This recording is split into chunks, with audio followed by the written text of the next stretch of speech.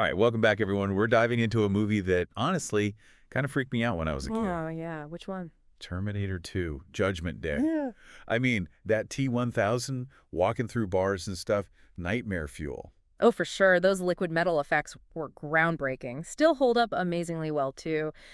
But beyond the action, T2 really delves into some deep stuff. Right, like artificial intelligence, time travel, Hmm. and even just what it means to be human, all super relevant, especially now with all this AI stuff blowing up. Absolutely. So you've seen the movie, right? What grabs you about it? It's tough to pick just one thing. I mean, the whole idea of Skynet, this self-aware AI that decides to just wipe out humanity, Uh-huh. that's scary stuff. Like it triggers a nuclear war, controls all these machines, and basically wages war on us. Does that even feel possible today? Like, are we anywhere near a real-life Skynet situation? It's the question, isn't it? I mean, Skynet represents those deep-seated fears we have about AI, the fear of losing control, of machines turning against us. And while we're not facing a robot apocalypse just yet, you can see the parallels to the real world. Like what? Give me an example. Well, think about autonomous weapons. Systems that can make, like, life or death decisions without a human being involved. It's heavy stuff. Yeah, no kidding. Or how about the increasing reliance on AI for surveillance, data collection? Those things raise similar ethical questions. Who's really in control? How is the technology being used? It's all connected. True. And then you got the Terminators themselves. The T-800 sent to protect John Connor, and the T-1000, that shape-shifting assassin trying to kill him. What always gets me is how different they are, especially how the T-800 changes throughout the film. Oh, the T-800's arc is fascinating. Starts off as this cold, emotionless killing machine, and then it starts learning about human emotions, even self-sacrifice. Like when John teaches it to smile. So creepy, but somehow heartwarming. Exactly. That scene makes you wonder, can a machine programmed for destruction really grasp human connection? Can it even develop something like empathy? It's mind-blowing, and it highlights this unsettling duality, right? On one hand, you've got the T-800 trying to understand us, learning to smile.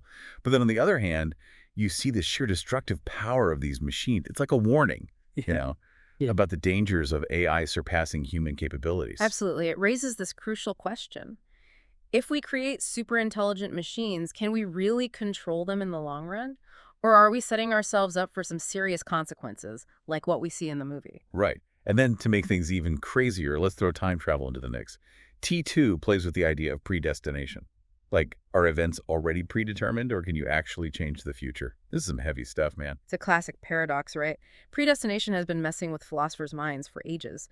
And in T2, it adds this whole other layer to the whole question of control. Like, if the future's already set, do our choices even matter? And tying that back to AI, it brings up this chilling possibility. What if we're just playing out a predetermined script, even when we try to control how AI develops? Mind blown. It's almost too much to think about. But amidst all the sci-fi action and heady philosophy, T2 also tells this really powerful human story. Sarah and John Connor fighting for their lives.